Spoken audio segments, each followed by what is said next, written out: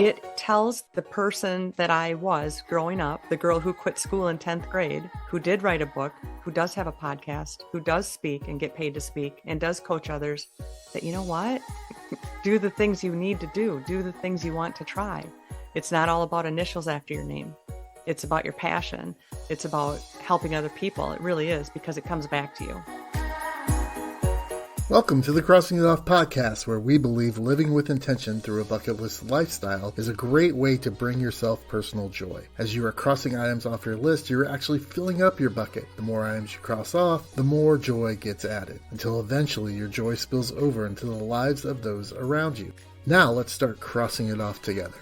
Welcome, everybody, to another episode of the Crossing It Off podcast. I am super excited for today's guest. She has done something that it seems like a lot of people I run into have it on their list, and yet there's a whole bunch of people that doing this might scare them to death. So I'm excited for Lisa David Olson to be here with us today. She describes herself as humorous, quirky, weird, and well-intentioned. Lisa, thanks for being here. Hey, Roger. Thank you so much for letting me jump into the Crosser Offer Show. Yeah, for sure. So, Lisa, let's start off. Tell us what you crossed off your list. I wanted to do a TEDx, and some people don't know what a TEDx is, but it stands for Technology, Education, and Design. And the X part stands for that it's a smaller venue. It's not the overall TED platform, but it does have to be approved by the TED platform. So I'm surprised of the amount of people that don't know what it is. So that's on me. Yeah, no, that's great. I'm glad people get to hear it and hear about it. Let's start off with your origin story. Where were you before you decided to do this and put it on your bucket list? I have been and still am a speaker. I'm a business humorist, and my background is comedy and improvisation. And as a speaker, it's kind of the big deal to get to the red dot. Most stages have the red dot or a red circular carpet to stand on. And so that's kind of the slang of got to get to the dot. So to me, it states that you have a message that hasn't been shared like you're going to share it, because otherwise it wouldn't be accepted, that you have an idea worth spreading or sharing, and that you will be adored by most of the world. we will get to that point later. What drove you personally to want to do that? What was the driving force for you to say, Lisa needs to engage in this and needs to cross it off her bucket list? I constantly am going towards the next thing. I don't know a time I haven't, which I'm not bragging. It's really about my personality of being hyper and anxiety ridden and never settled. And I've never been settled. So I don't know what it would be to settle me out, but that was on my list for about a year. And then a buddy reached out and said, hey, you should do this online audition that we have, and it's a TEDx in Bloomington, and I live in Minnesota. And I was like, well, I'm local to Bloomington, so that just makes sense that, you know, sometimes if you're local, it does give you an edge, not always. And then I was accepted, and without sharing that with the group, I realized really fast it was Bloomington, Indiana. I was about to say. There's more than one. What? Right. And that's in that neck of the woods. There's several. There's a Bloomington, Correct. Indiana, Bloomington, Illinois. Silly me. Yeah, that's how I think in my little circle. Yeah, those are my old stomping grounds, Bloomington, Indiana. So such a cool place. Yeah, it's a nice little town. It's a nice little college town. Was there a specific talk that you had heard from a TEDx speaker or a TED speaker that you were like, wow, one day I want to make it to that stage? Well, yes, and there's the ones that you think, oof, I could do better than that. Seriously. I mean, isn't that why we watch comedy or why we watch shows? It's not the only reason, but when you go to a club and you watch a show, sometimes you're like, I could have done that. So sometimes it's that way, but as a speaker, that is your thing. That is your brass trophy, gold trophy, whatever, is to be accepted, to go through the process.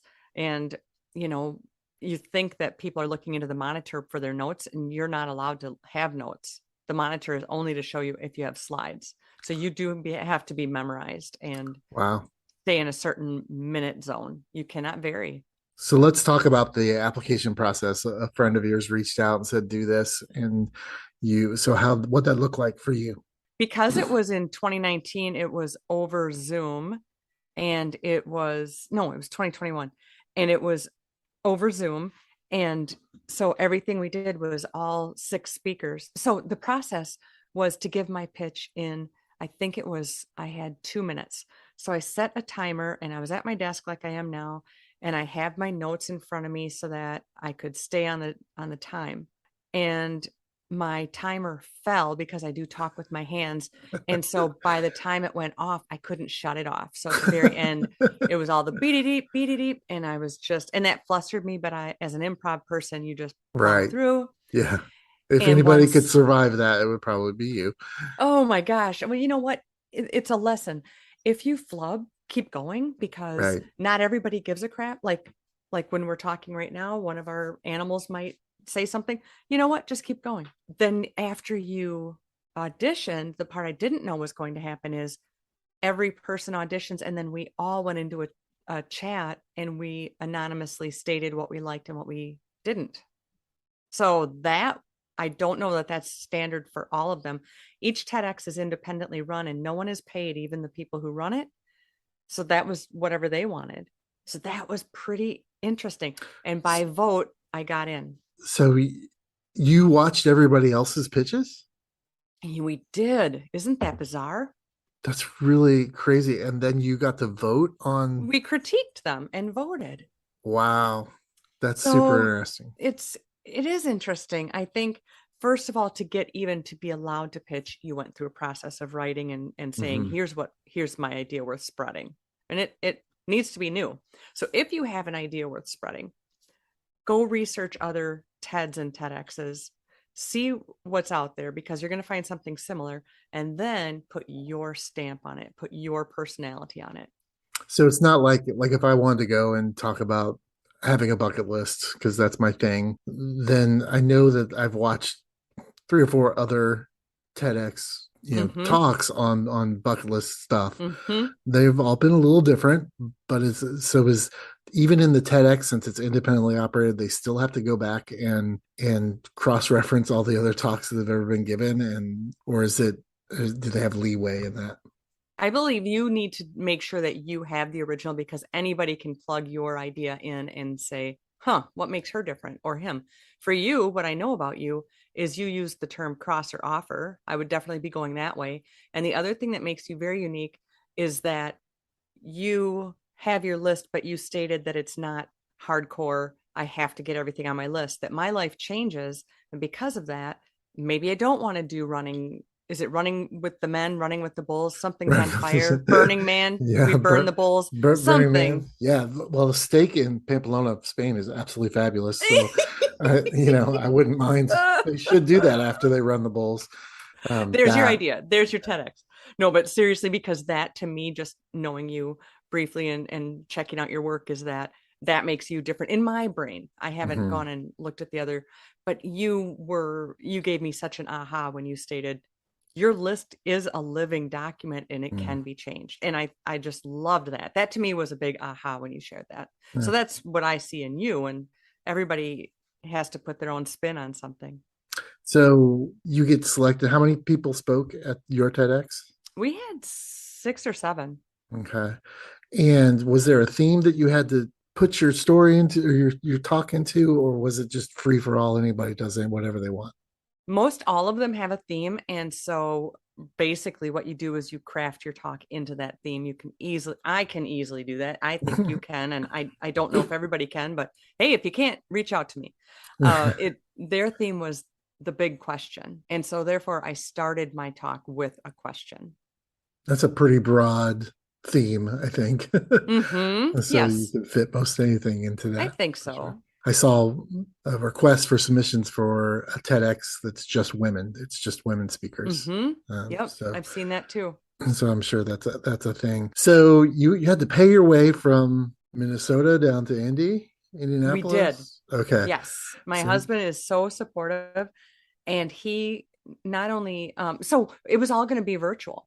And mm, then one of the speakers, Melissa, yay, said, is there any way we could do this in person? And it was still quarantine and safety procedures and all that.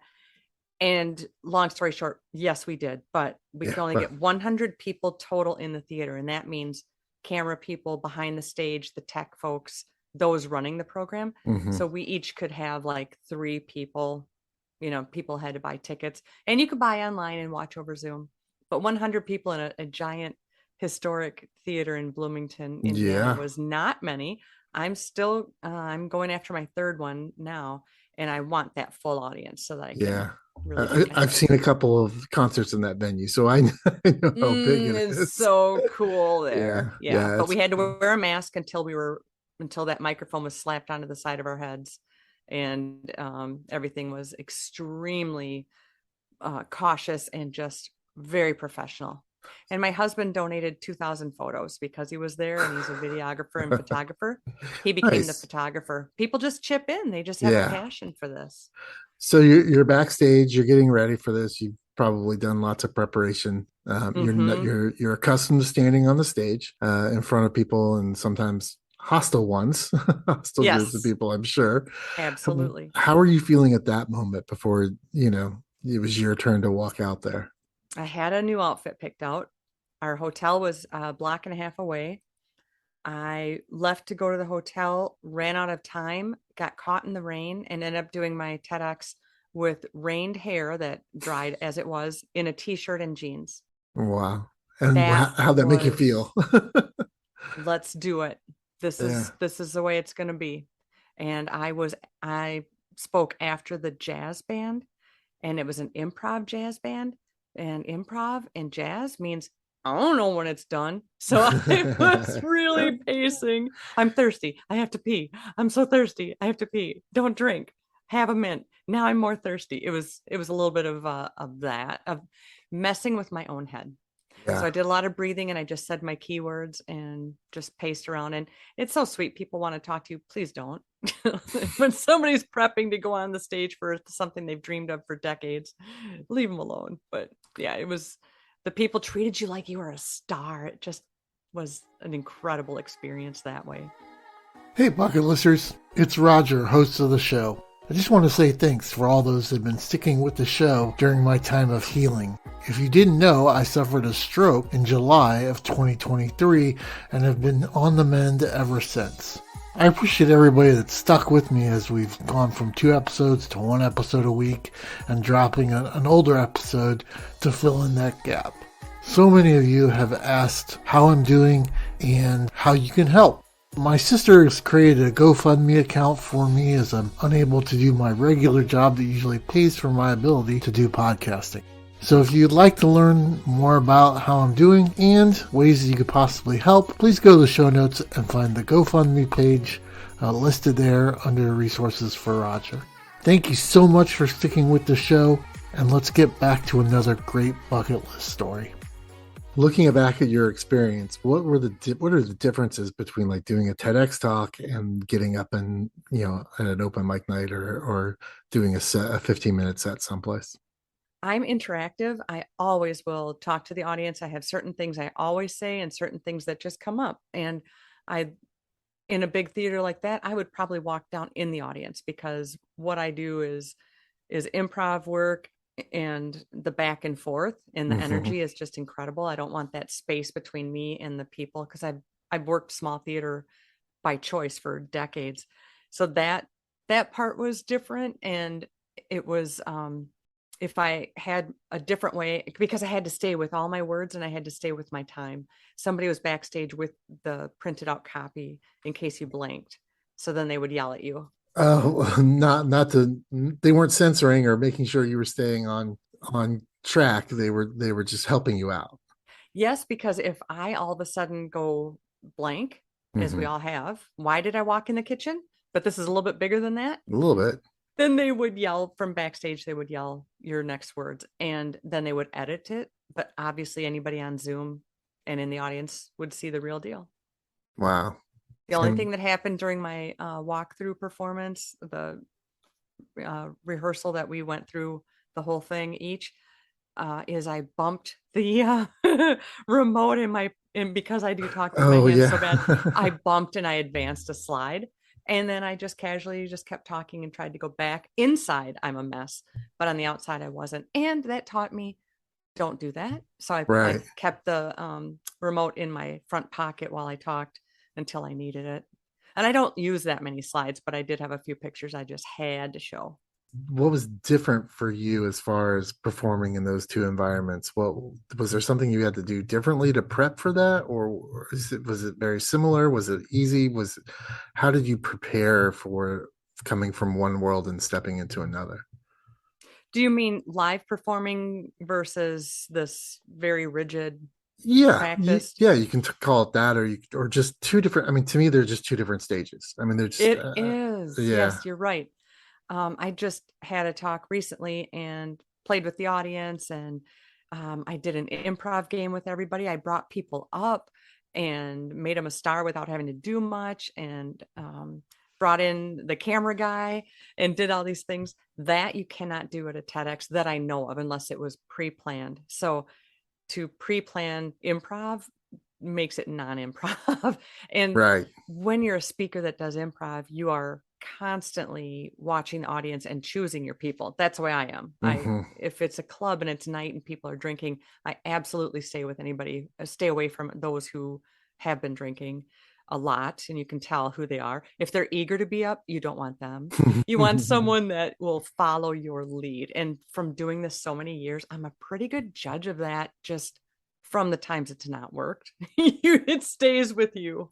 So yes, having to do this rigid thing on a stage was great because I love new experiences like you. You've got these things you want to go and do, and it was another challenge, and I'm always setting up the next one. My second TEDx was totally different. It was all video, and it was through Brazil. Online or okay, Yes. So okay. all the rehearsals were on Zoom, and not everyone spoke the same language. So we did a Hmm. lot of smiling at each other. And then you had to produce your own 2-camera video.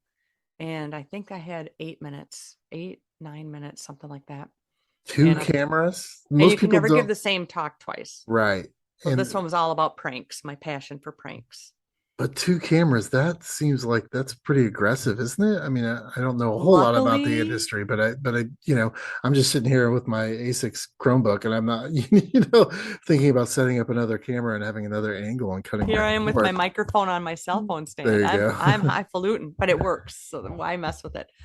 Luckily, I sleep with a videographer. So There you go. Yeah. we needed a stage, and it was like $600 to get a stage for 2 hours. And so we got creative. I'm not going to spend that.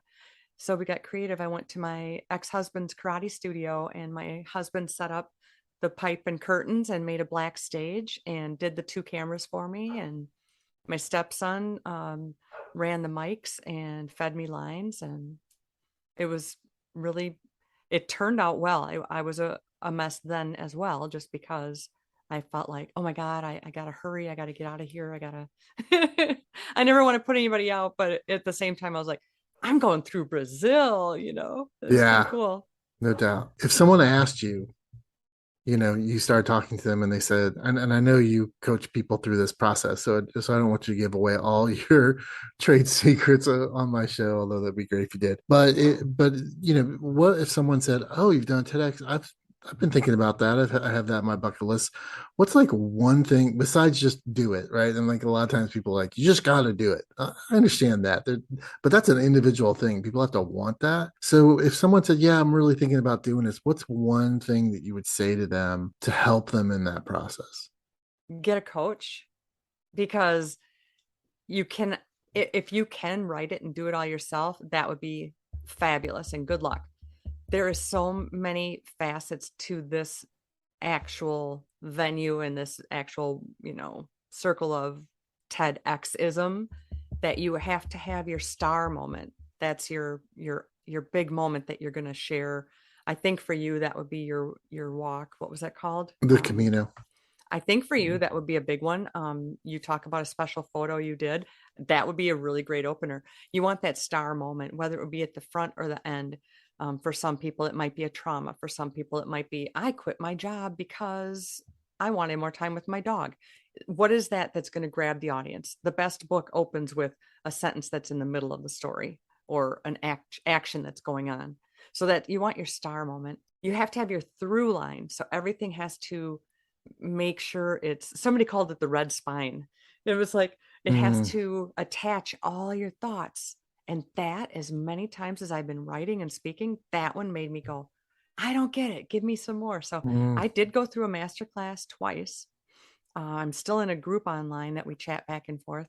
It is just such a great place of support and like-minded people that everybody wants everyone else to do well, and it's not competitive because there's so many ideas out there. We're not trying to take each other's ideas, but know your star moment, your through line.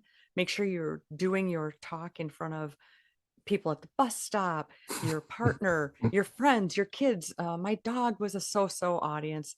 Always face a different wall when you're walking through it and talking through it. Don't always just stand in one place. Try sitting, try standing, move into another room, go outside, try it in your car. And for myself, I record and talk along with it because I'm such an audio person that it's like learning a song. I learn it more from hearing it. And so there's different ways. There's a lot of memorization techniques, mhm. and one is to pretend you're walking through your house. When you pull up, do you walk in a side door or a front door when you pull up in your Front door. garage? So you're going to come in your front door. Your front door is going to be your first note in your head, in your visually. Then you probably put your keys. Let's pretend you put your keys on a side table. Okay, there's your second note. And you could absolutely put the notes there. And Right. you're walking forward and you almost always turn left because you go wash your hands, whatever. Put your notes all there in your head or even actually. And Yeah. that's how you can memorize those steps. Somebody said that once. It's not my idea, but I love it. My problem is I put notes next to the remote control and I'd wind up watching Ted Lasso for another 5 hours. I'm Uh, trying to get into that show and it's not happening yet. what? It's not happening yet. I'm Okay, psyched. I'm just going to end this interview right now. Mm. We'll Oh, I'm going to talk later. watch again tonight. We'll Give me a talk later. chance. We'll talk later. So, so what was something about it, this experience and crossing this off? Like after you had given your talk, people are clapping, you're walking off stage, you have a smile on your face. How are you feeling at that point? What was the transformation in you from having the person Lisa before you walked on that stage and the Lisa after you walked on stage? What's been the change for you? Being able to put that on my profiles, my signatures, my kudos to myself. Mm. If I write an article, it's kind of fun to share that. It tells the person that I was growing up, the girl who quit school in 10th grade, who did write a book, who does have a podcast, who does speak and get paid to speak and does coach others, that you know what? Do the things you need to do the things you want to try. It's not all about initials after your name. It's about your passion. It's about helping other people. It really is, because it comes back to you. And the Yeah, more we support each other, the better. And most definitely that. So, Lisa, what's next on your bucket list? I'm still chasing Carol Burnett. I need Carol Burnett on my podcast. Growing up with comedy changed my life and saved my life. Mm, And I crave to thank Carol Burnett. And years after watching her show when I was growing up, I ended up with my own sketch show, and where I do song parodies and play with co-actors and write and produce and do the things. And I pretended she was my mom. And I did get to see her live once, but I did not get chosen for a question, whatever, Carol. But I would love to. That is my next thing. If anybody has a connection that is on it, and or jumping out of an airplane with a okay. parachute, Yeah, thank you for that. or and Carol Burnett and I jump out of an airplane together. Okay. Yeah, I think I want to videotape that. If that's a thing, I'm there. Okay. I want to make sure that I can. I mean, I'm sure I'll fight your husband over it, but I would like Yeah. to. I'd like to jump with you and No, I love videotape two the whole cameras. thing. So That's please, right. You love the two please. camera angles, so that's good. Lisa, thank you so much for being here. Could you let people know where they can find you and on the interwebs and with the things that you are doing? Well, yeah, I'm old, so find me on the face place, Lisa David Olson, or Lisa at lisadavidolson.com. or my website. Guess what? It's Lisa David Olson. Hey, So go ahead, find me. branding is important. Yes. Tell us about your show real quick. I was on it and I appreciated that and had a good Yes. time. Oh, and you're a fabulous guest. Stranger Connections, where I celebrate wonderfully weird people and their quirky stories. So come on over there and listen to Roger after you listen to me on Roger's show. Nice. Yes, please. And I'll put all those links in the show notes so people can, it's a click away. So very Yay. simple thing. Lisa, thank you so much for being here, sharing your story. That it is a brave thing that you do on a regular basis, just being on stage. But I know that being on that stage also meant a little bit more to you. So thank you for coming and sharing that. Thank you so much. And thanks for encouraging people to be the crosser offers.